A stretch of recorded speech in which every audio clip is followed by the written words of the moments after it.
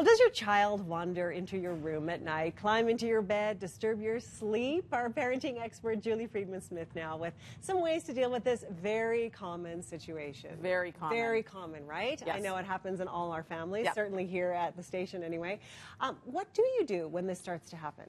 Well, it only matters if it's a problem. If it's not bugging anybody, Right. it's not a problem. If it's bugging your mother-in-law, but it's not bugging your family, if everybody feels like they're getting the sleep, it's her problem, it's not your problem. Okay. However, if somebody feels like, no, they're not getting enough sleep, or if you're knowing that your child is spending countless chunks of time in the night walking back and forth, or Right. you're ending up in your child's bed and it's not working for anybody, then it's a problem. Then we need to do something. Then we need to do something about it. Okay, so where do you start? So the first thing is to figure out, what do you want to do about it? Okay.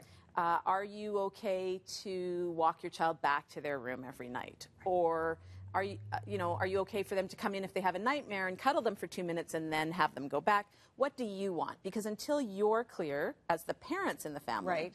there's no way that the kids can know what they're supposed to do. Right. So what happens if there's a difference between the parents? You know, And there often is a difference between the parents. So then that's part of what's okay. So it might be that, don't bug me, go talk to your dad.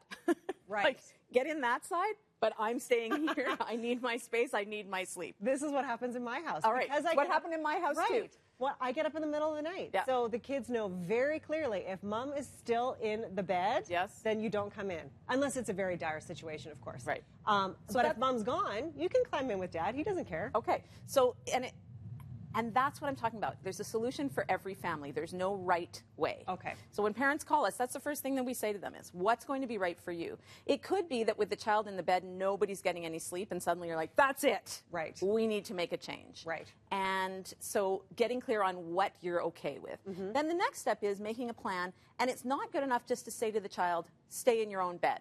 Okay. How are they going to do that? What are they going to do when they wake up and they're feeling like they want to come into your room? What are they going to do? What are they going to do? Are they going to hug their stuffy and roll over and say a little message, it's my job to stay in bed? Are they going to tell themselves a little story? Are they going to take 5 deep breaths? What is the child going to do? You need to make a plan with them. Okay. Give them some strategies. And what are you going to do? So when that child does come into your room, are you going to say, oh, never mind, I'll deal with it in the morning? Which is not the Right. suggestion, not the Not a solution. good idea. Because then that's teaching the child it's okay. Don't do what I say. Just Right. So what is your script? Are you going to take them back and put them in their bed and say, it's your job to close your eyes and wait for sleep. I'll see you in the morning, and leave? Are you going to stay in their room for a couple of minutes? Are you going to not even get out of bed and say, bye-bye now? Are you going to put a lock on your door? What is your Right. part?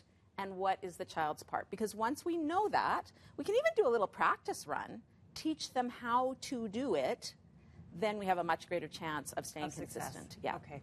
What about if it's okay for the parents, but you're starting to realize, my child seems really tired at school, or I'm hearing from the teacher that they're having trouble concentrating or that they're yawning in class. Yep. What about that? So that's a really important part, Yeah. because we know that sleep is probably the most important gift that you can give your kids, teaching them how to sleep. And so it's important for our kids to learn how to do that. The thing that it triggers for Gail and I when we get a phone call about a child that's coming in the middle of the night, oftentimes that child is not putting themselves to sleep. So the child is falling asleep with mom or dad, maybe in mom or dad's bed, maybe mom or dad is in their bed. And then when they wake up in the night, they don't know wanna how to just put repeat themselves that, back yeah. to sleep. They need their partner to get back to sleep again. And so the first step is often that sleep training. Like, how do we get our kids to put themselves to sleep Right. at night, like when they're first going to bed? Right. Because if they can learn to do it then in the middle of the night, it's They can do easier the for same them thing. to do that Wonderful. again. Yes. And then be consistent, I imagine, right? Yes, exactly. Wonderful. Julie, thank you so much. That brings us to 8:28.